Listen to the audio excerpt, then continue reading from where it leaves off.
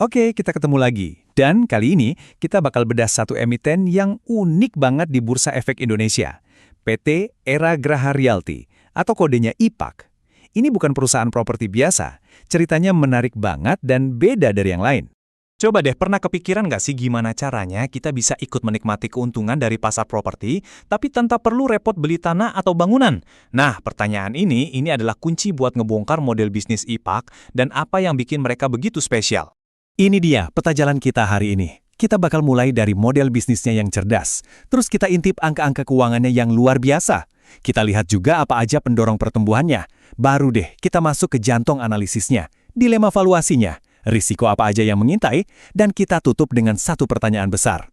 Oke, kita mulai dari yang paling dasar dulu ya. Konsep tanpa aset ini adalah segalanya buat IPAK. Inilah yang jadi pembeda utama mereka dari hampir semua pemain properti lain yang ada di bursa. Jadi apa sih maksudnya asset light itu? Bayangin aja gini, Impact itu nggak punya tumpukan tanah atau gedung-gedung tinggi. Kekuatan mereka itu ada di sesuatu yang nggak kelihatan, yaitu merek Era dan jaringannya yang luas banget. Mereka dapat duit dari biaya waralaba dan royalti. Ini model bisnis yang jenius, karena mereka bisa tumbuh pesat tanpa harus terbebani sama aset fisik. Nah, sekarang kita lihat gimana model bisnis yang efisien ini bisa jadi duit. Dan siap-siap aja ya, angka-angka yang bakal kita lihat ini mungkin bakal bikin kamu kaget. Kita mulai dari paling atas pendapatannya. Naik lebih dari 30% dalam setahun. Itu pertumbuhan yang kencang banget. Dan ini ngasih tahu kita kalau jaringan agen mereka lagi kerja keras. Dan pasar properti sekunder juga lagi panas-panasnya. Dan, coba lihat ini. Laba bersihnya meledak. Bukan 28% ya, tapi 280%. Wow.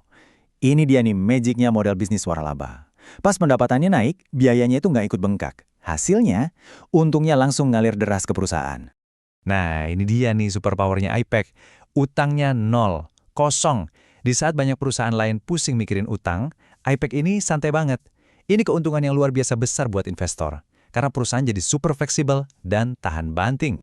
Oke, dalamannya udah kuat banget ya. Sekarang kita lihat keluar. Apa sih yang bisa jadi bensin buat roket IPAK on DV tahun 2026?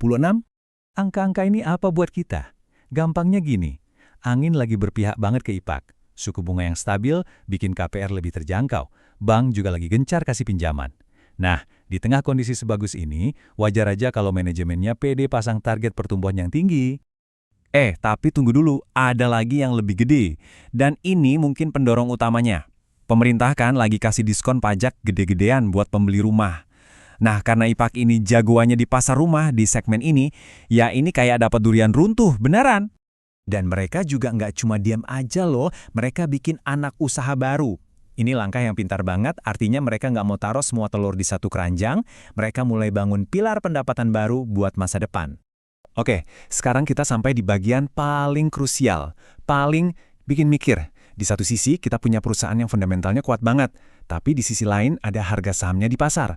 Nah, disinilah benturannya terjadi antara kinerja fundamental sama ekspektasi pasar. Coba lihat angka-angka ini, gampangnya gini deh. Buat setiap Rp1 laba yang dibikin IPAK, pasar itu rela bayar Rp96. Mahal banget kan? Itu premi yang super besar kalau kita bandingin sama perusahaan sejenis. Jelas, pasar ngelihat ada sesuatu yang super spesial di IPAK. Nah, di sini nih jurangnya kelihatan jelas banget. Ini kayak kamu beli mobil harganya 169 juta. Tapi kalau semua under deal-nya kita bongkar dan hitung, nilainya cuma 32 jutaan. Atau kalaupun kita nilai dari seberapa kencang mesinnya alias laba yang dihasilkan, paling harganya di kisaran 23 jutaan. Jauh banget kan bedanya harga pasar sama nilai aslinya? Kutipan dari analisis ini benar-benar ngerangkum semuanya. Valuasi yang setinggi langit ini artinya cuma satu. Harga sekarang itu udah ngehargain pertumbuhan yang super-duper optimis di masa depan. Setelah lihat yang bagus-bagusnya, sekarang waktunya kita reality check. Ingat kan, setiap investasi itu ada dua sisi. Nah, sekarang kita lihat sisi lainnya, risikonya. Ada 4 poin penting nih. Pertama, sahamnya nggak liquid, sebagian besar dipegang satu pihak. Artinya apa? Kalau mau jual beli dalam jumlah besar itu susah, harganya bisa goyang banget. Kedua, bisnisnya sensitif sama ekonomi. Suku bunga naik dikit aja, pasar properti bisa langsung lesu. Ketiga, reputasi mereka itu ada di tangan ribuan agennya. Dan terakhir, ingat insentif pajak tadi? Nah, pesta itu nggak selamanya. Kalau udah selesai, bisa jadi transaksinya turun. Oke, setelah kita bolak-balik semua datanya, kita sampai ke pertanyaan pamungkas. Udah lihat yang bagus, udah lihat yang jelek. Jadi, gimana kesimpulannya? Nah, ini dia dilema buat investor. Di satu tangan, kamu pegang perusahaan sehat banget, neracanya kinclong, nggak punya utang, labanya meledak. Tapi di tangan lain, harganya di pasar udah premium banget. Jadi pertanyaannya buat kamu mau bayar mahal untuk perusahaan yang hebat hari ini, atau kamu mau bertaruh pada masa depan sempurna yang harganya udah tercermin sekarang? Aku bakal tutup dengan pertanyaan ini buat kamu renungin. Kalau kita lihat pembukuannya, nilainya segitu, jelas.